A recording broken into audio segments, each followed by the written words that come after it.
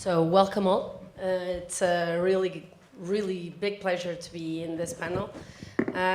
For the ones who don't know me and see that I'm with the European Legal Tech Association, it's true indeed, but I'm also a lawyer, and I've been working since 2018 with the intersection also of law, privacy, cybersecurity, and recently I've been in 3 task forces, one with AI and cybersecurity, and 2 others of quantum, with the CEPS, the Center of European Policy Studies in Brussels.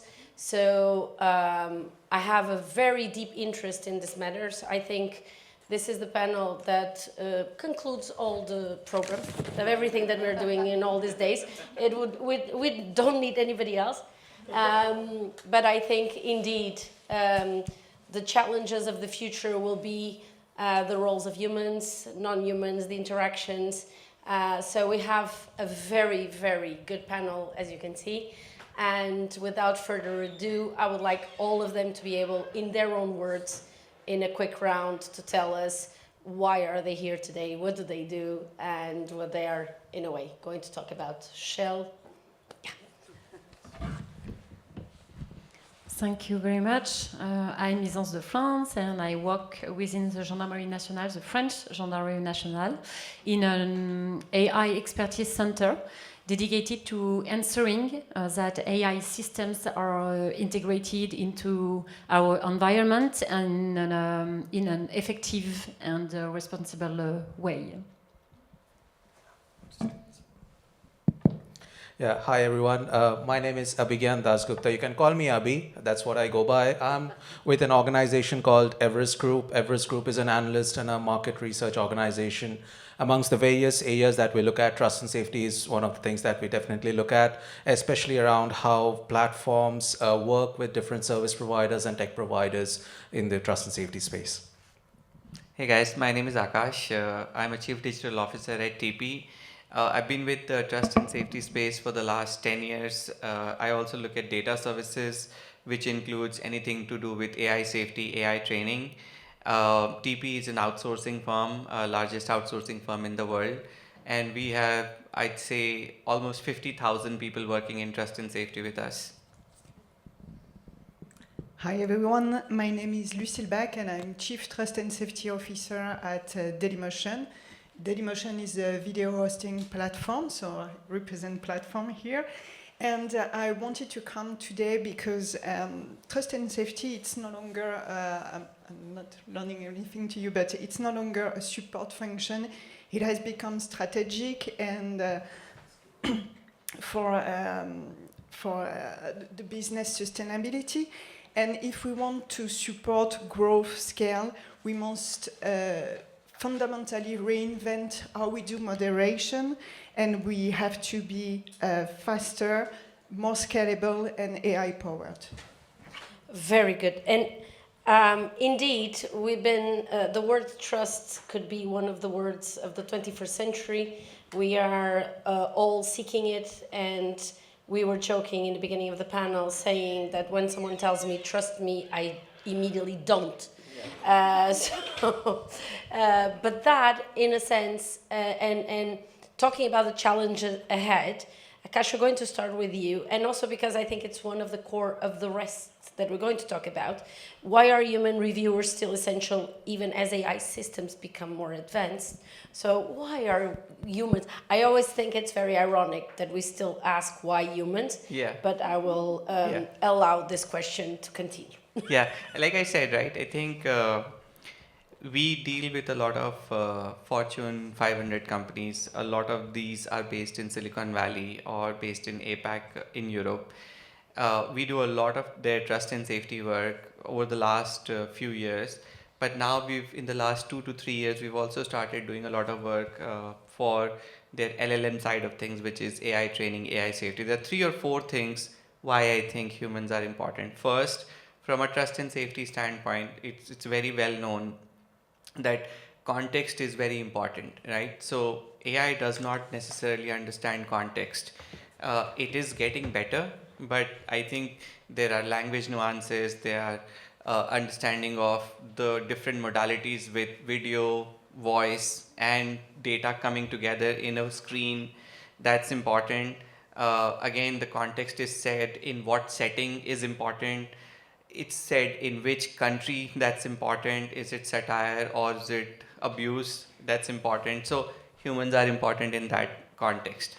Secondly, from a AI standpoint, humans are important because a lot of times what we are seeing is that AI, all the AI that has been generated is specifically English driven, English language driven. So what has happened is, you know, the AI is still not 100% accurate. It still has bias. It still generates its own information in terms of data sets which may not be accurate or factual. It'll create an answer which it should not be creating. So again, humans are important to help regulate a lot of those things. Another thing that humans are doing in the AI space is, which I was talking in my earlier discussion, is adversarial testing. What it means is trying to find flaws in the AI system. So asking the AI system something that it shouldn't answer, or it should answer factually, or it should say that it doesn't know the answer, it cannot answer this, right? There was an example recently, or something happened recently, maybe a couple of months ago, where a kid asked the AI on steps to do suicide, and the AI answered it, right? It shouldn't. So again, all of those type of things. Another example is with the prompt. Can you trick the AI to give an answer that it shouldn't give? Like, it's all about prompt engineering on how you're prompting the AI. So there are different ways that humans have to create those prompts and see and check. So it's an iterative loop where humans are required. And the last step, I'll say, where humans are really required in the AI space is, you look at from all of us consumers, right? When we are asking AI, we are asking simple things today. We are not asking very complicated things. Like, we, at least not, maybe very few percentage of people are asking physics related question to an AI today, even though all the benchmarks that these companies are doing is how faster, better, accurate quality outcomes that are coming. Who manages those outcomes? It's humans, right? A physicist or a chemist or a doctor or a lawyer has to validate the output that the AI is giving, if that is actually correct, factual, fair representation of it. AI will get there, but humans in the loop will always be there. So humans are always going to be important. Whew, I was really scared that we wouldn't. Abhi, of course, go into the technicalities of things because they are very important. I would love that you would share a little bit the industry data that supports this importance of human review that Akash just mentioned to us. So let's go a little bit deeper in the industry side, and then... Sure, thanks for that. As an analyst, cannot really do without data. Probably sometimes, it might result in the view being too narrow, but still let me throw out some statistics out there. So, if you look at any of the major platforms, right, on an average, 85% of the content moderation as of today is automated, right?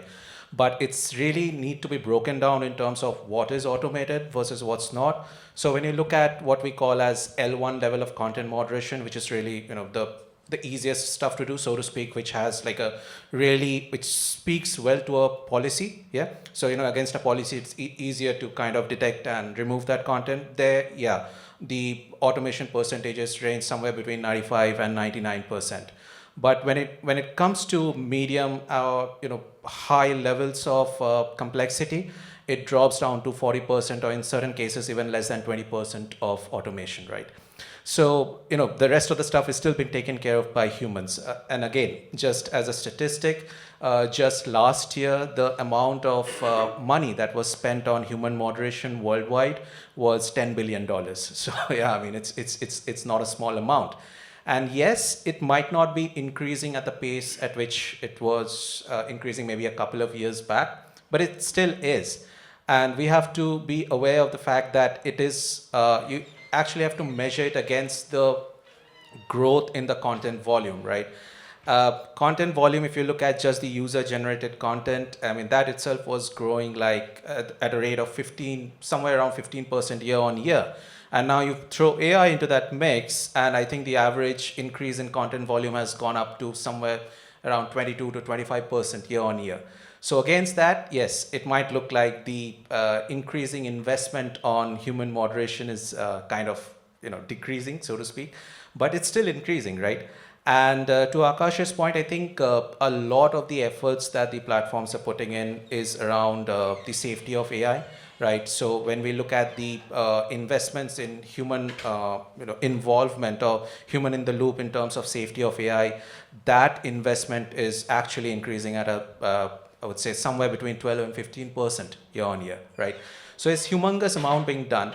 And again, just as another example, a lot of us in this room know about responsible AI. Last year alone, just in terms of piecemeal projects, I mean, I think the world over companies spent close to 5 billion on just piecemeal responsible AI projects, right? And that number is just increasing. So yeah, all in all, humans still have a lot of significance in terms of the work that they do, and it will remain significant. I think, later in the panel, we'll also discuss about the role of humans in true autonomous agentic systems, but if you just look at the statistics and nothing else, there's a significant lot still being done by humans in terms of moderation. Well, going to Lucille, and don't get me wrong, the questions are always open for you to add whatever you think is relevant for the topic.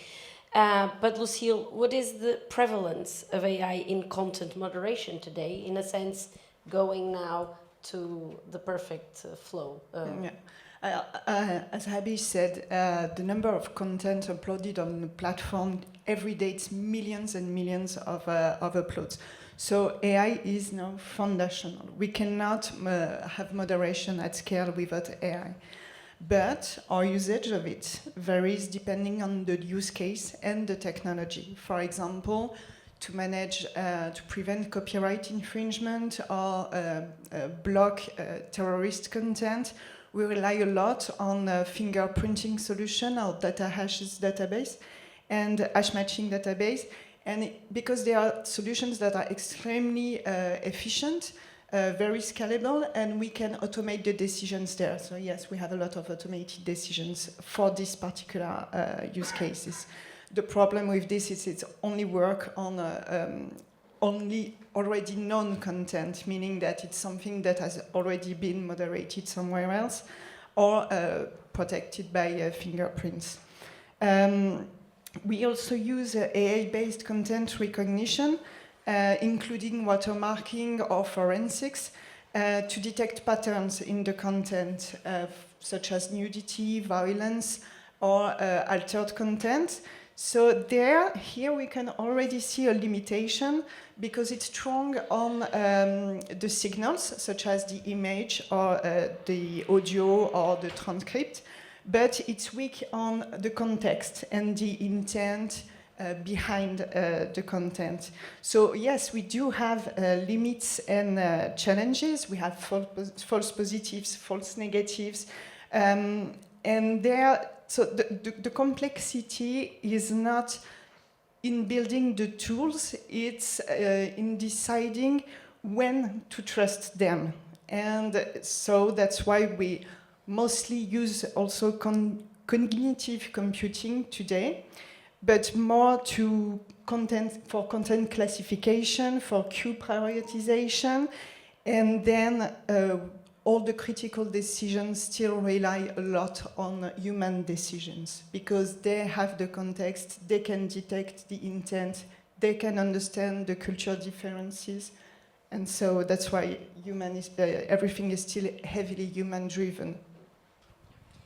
Well, and Isant, you are in the side that I like to think that things are under control. So being in the gendarmerie, I'm really curious also a little bit about what you do in your daily life as an AI officer. Is an honest, very deep curiosity. But in a sense, I think you must be really also facing much challenges in this human intelligence, AI intelligence, and also knowing that the deployment of AI in a gendarmerie on itself How is it going? Yeah. Thank you. I have 1 hour. I left you for the end because you were... Yeah, I want to share a different proposition. I want to share the way we integrating AI in our environment. We are focused on this question of trustworthy, and the main goal is to have is to strengthen, the human relationship. So, effectively, we are already begun deploying AI across a range of use cases. For example, we use speech-to-text to support statement from child victims, giving officers more time to focus on what really matters, the case. But beyond these use cases, the real issues lies elsewhere. It lies in how AI is transforming our operational environment, and as a consequence, in how it redefines the presence of the gendarme.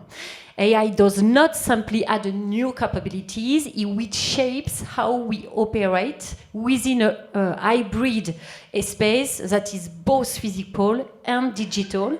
And this transformation raises 3 fundamental questions. How do we maintain our presence across these environments? How do we remain accessible to citizens? And how do we ensure that our responses to offenders remain credible, proportionate, and effective when they are supported by AI? So when we talk about AI, when we talk about AI use cases, we are not only designing new capabilities, we are also redefining our role, the role of the gendarme, within this hybrid environment. This leads to a central question. What do we do with the time that AI gives back to us, and for what purpose? And in the short term, this time must strengthen human relationship, being more present for citizens, improving access for victims, and ensuring effective response to offenders. And in the long term, and it's a main point for gendarmerie, it makes taking responsibility for AI is used. Anticipating risk, preventing harm, and actively shaping outcomes to build a safer environment. Ultimately, the challenge is to calibrate AI along these 2 pillars, efficiency and legacy. And this balance, this tension, is precisely where the true complexity of human-machine collaboration lies. And to make sense of this complexity, if I have enough time, I would like to highlight just 3 key points. Maybe we need to have a common language on what is AI. First of all, AI is not just a tool that humans can control. It's false. It's a new kind of scientific assistant that we work with and that we must manage. And like any collaborators, it requires clarity from the very beginning. So the key principle here is alignment. Aligning the effects we want to produce with the effects we must be able to manage. To achieve this alignment, we rely on 2 essential tools in Gendarmerie Nationale. An AI strategy, first, and an AI governance. They are operational tools that structure how we design, deploy, and manage AI. Strategy is about, as you know, producing the effects we seek. Governance is about managing the effects we create. So these tools ensure that our use of AI remains coherent, controlled, and aligned with the legacy we want to build. They act both as memory to ensure continuity in our decisions and as a safeguard to ensure responsible use. Second point, AI is not just about automating tasks. It's about transforming the environment in which we work. Because, as you know, AI perform where the environment is fertile, where data is structured, where processes are very clear, and where teams are prepared. So the real challenge is not only to choose and set priorities for the right use case, it's ensure that the environment in which AI is deployed is ready, and it takes some time. And to achieve this, we rely on another industrial tool, a strong transformation strategy. So you have AI strategy, governance strategy, and after you have a strong transformation strategy. This strategy addresses the technical foundation we need, the decision-making process with AI, and training. It is the key tool to organize, how we invest the time gained through AI, and ultimately to calibrate human-machine collaboration in a coherent and controlled way. Third point, and this is my last point, please, AI is not just an interaction we design between humans and technology. It is shaping a new kind of relationship between people. And this is probably the most demanding dimension, because trust does not exist by default. It requires evidence of credibility, accountability, and performance. These are elements we must embed directly into our systems. And the challenge is difficult, but it's very clear. To make this evidence invisible, so that human relationship remain central, yet still perceptible, to ensure they remain understandable, authentic, and trustworthy. So in the end, the complexity of AI does not come from the technology itself. It comes from our ability to position ourselves correctly in relation with AI. We must be able to look beyond AI by focusing on the environment we are shaping. We must look behind AI by focusing on the conditions and governance we set. And we must look face to face with AI by focusing on the relationship we choose to build. And I'm convinced that making the world safer with AI is not about something we must control, but about changing our perception on it. AI should be seen as a new collaborator we learn to work with in order to strengthen human relationships. Very good. Sorry, I'm very passionate. You should Yes. not be sorry, and I think we were all focused, because I think for us as citizens, it's extremely important to understand what is happening in the governance of the entities that we trust our daily lives to be safer. And you are the first line of safety for humans. So I'm very happy to know that you take not only this extremely serious, but you went to the length of explaining us, the citizens, what you are doing. So I really appreciate you did the effort. And sometimes we get two beautiful words, but not concrete, and especially not with the commitment that I see in you. You are not just saying it, you believe it. So really, really thank you for that. Abi, back to humans, because again, they will be the first and the end of everything. But we talked about something very important. Again, training, skills, human training, human skills. And this idea of AI automation, what is changing? What do we miss? What should be good that we're all being investing in corporates, in public, in our own houses? Yeah, thank you for that. It will be a tough act to follow, but Yes.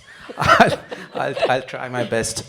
So I'll actually take this question in two parts, because there are two parts to it in terms of, when you're thinking of your talent strategy, right, for trust and safety and AI safety of the future. One is obviously around skills and roles that require, and the other part is around how you structure your teams, right?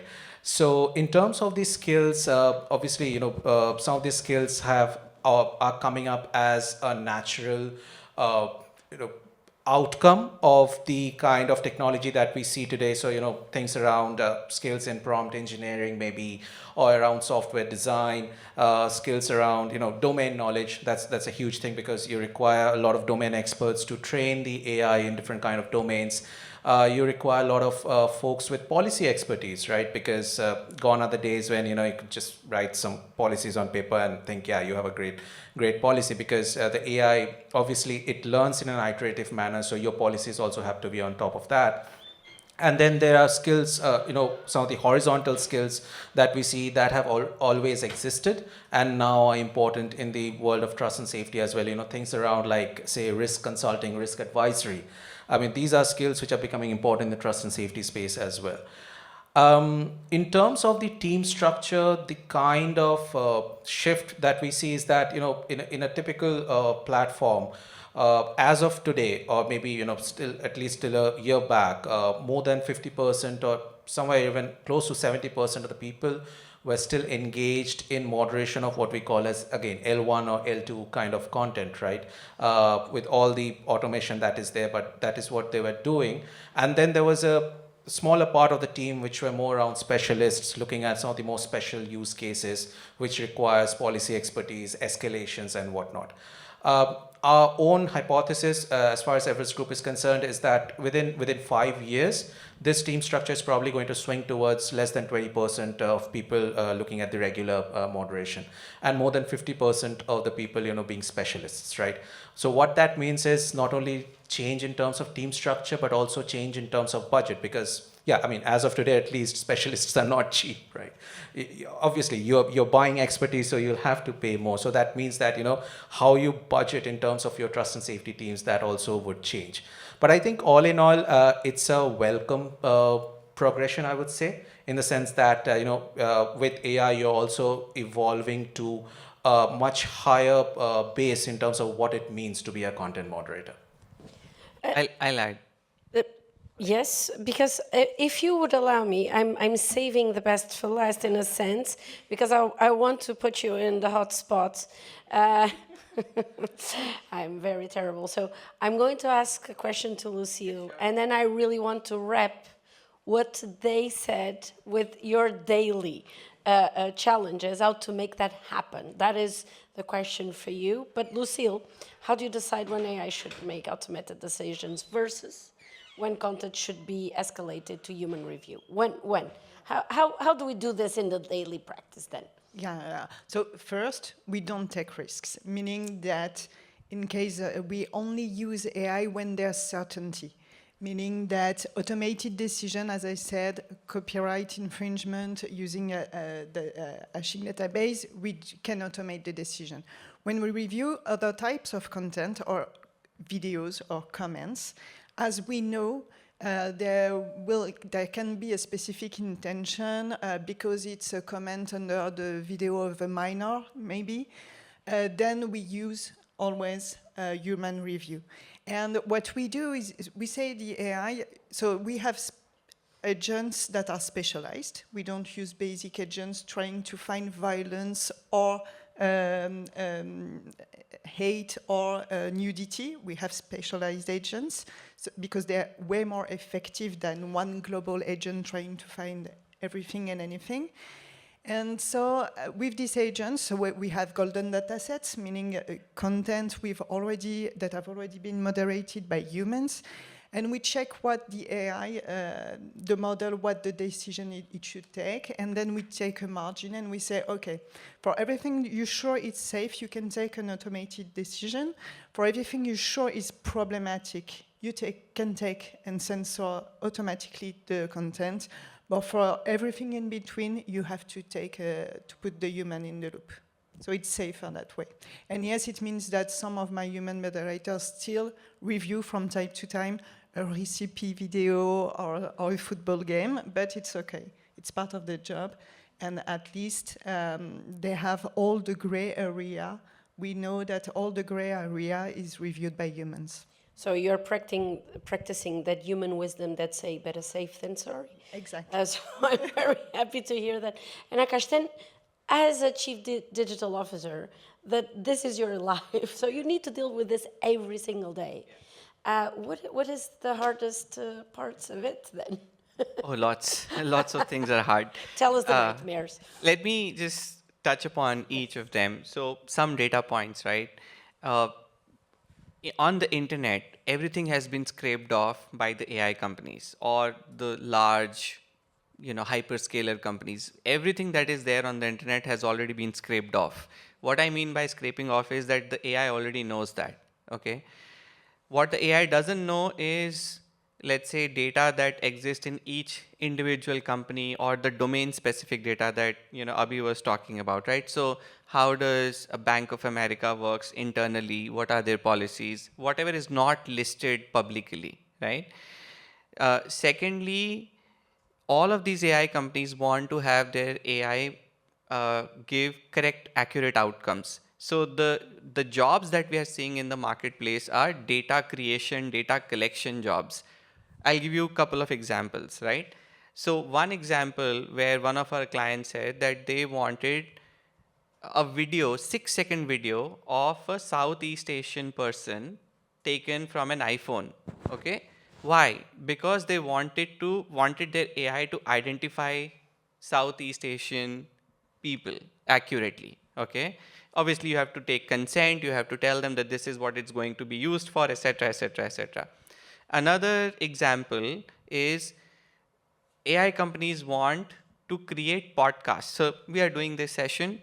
They want that we input a prompt and this session should be created by AI, assuming different personalities that we put in as prompt. But the AI cannot generate it by itself. So what are they asking us to do? They are asking us to create a mock podcast. So we created almost 50,000 hours of mock podcast for an AI company with different topics. Topic is relevant. It's not the context. It's not the content. It's the context, right? So in a podcast, they're not looking for accuracy of information. They're not looking for facts. They're looking for a conversation, right? In that podcast, they actually want people to use swear words because it's a podcast between two YouTubers. They use it, so that's how they want it. Another example, I'll give you one more example and then I'll switch on towards separate thing, is they want for us to go record videos in a warehouse because they cannot do it by themselves. What do they need there is how a human and a robot is working together. Think about Amazon warehouse, right? Robots are working and humans are also working side by side. Why do they want that? Is again, if we put a prompt to say, create something like this, how do they understand that the AI has to create this? They have to have some sort of reference point, which isn't there, right? And the last example is they wanted for us to hire doctors in the US to read lab reports. So basically not read lab reports, but to say, this is a lab report, this is the outcome from the AI. The doctor has to say, is this outcome matching to the lab report or not, right? So again, there are new jobs that are getting created. Like Abhi said, there are new skills that are coming up. What he said is skills which are ongoing skills. What I'm talking about is skills which we never thought we'll be looking for in the job market, right? But that's what's being asked for. These are not regular jobs. These are not long-term jobs. These are short-term jobs that are there. The other point to Lucille, what she was saying is, in our day-to-day operations, I have 50,000 people in trust and safety and in AI safety, AI training. Every single day, we have to take decisions on what is borderline. In terms of, let's say, the easy cases are the easy cases. The hard cases are also the easy cases because we know they are hard, right? So you know that we are looking at terrorism content. It's plain and simple. You know that. What you don't know is something in the middle, right? Do you go this way or do you go this way, right? And that is where the hard decisions come. That's where the calibrations with the client happens. Now, the difficult part is every client is different. Every client's policy is different. Every client's global policy may be the same at a high level, but then you go to language specific, market specific, it changes. What's allowed in by one client may not be allowed by another client. Okay? Again, it depends on their own philosophy of quote unquote free speech, or what they allow in their platform, or how much toxicity they want to have or not have. Okay? So again, that's very interesting to see when we look at moderation at scale and AI safety at scale. So again, these are some of the daily troubles that we have. And the last thing is finding these resources, the skill set, and doing these pilots. All of the clients specifically are in project phase, like they want to go fast. So if I get a project today, I have to start executing it in 48 hours. That means I have to find the people, I have to get the people on board, I have to get the skill set, I have to understand the project requirement, I have to make the ID of the person, I have to set him or her up on the system, and I have to have him execute the project in 2 days' time, or start the project in 2 days' time. So it's super fast. Yes, fast and furious. Essence, being a lawyer and love the rest, of course, regulations play a big role. We know very well the appetite for regulations in the EU, and we know that the AI Act is really knocking on everybody's doors, besides all the other regulations like DSA and all. But for you, what kind of safeguards need to be implemented, and of course from your perspective, so this AI automation can comply? What is the homework still ahead? I'm focused on this question of how can I build a trustworthy environment. So I'm French and I'm a legal expert, and I live in Europe, and I use super tool. This is AI Act, because it's a singular regulation, because it's a methodological guide that help us shape both human AI interaction and the relationship between people. And it is built, around 3 key principles, which are the safeguards: traceability, explainability, and predictability. And what does it mean in practice? Traceability requires to be transparent about who we are, why we choose a given technology, and which values are embedded in our decision. So the question with traceability is who I am. The second principle is explainability. Explainability requires to demonstrate how we ensure the reliability of our system through proper documentation, but also through a broader transformation of our environment. So this is a question of how I build this environment. This is the best way, just to build a cooperation environment, because this is the question of standardization that Europe needs. And the second principle is predictability. Refers to the safeguards we put in place in the institution to preserve our values, to protect human autonomy, and to ensure that human beings remain at the center. Yeah. Well, we are on time, so and I will give you 1 minute to finish. Yes, maybe rather than asking the question of what can AI do for me, maybe we can share, the position and prefer the question of what can human do for AI. With this question, we focus on my values we want to protect. And it's a good exercise just to know what is my value, what can I want to protect, etc. So this is a disruptive question, but it's an interesting question, just to preserve these human values. Well, personally, I do believe that the future is on augmented human intelligence. So I think it's time that we go also to the next level. But I'm very aware that the motor of our society are corporations, economics. So very curious, especially for this, the corporate people, the service people, and knowing that we need to protect this side of the economic. So very practical advices for implementing AI in the workflow.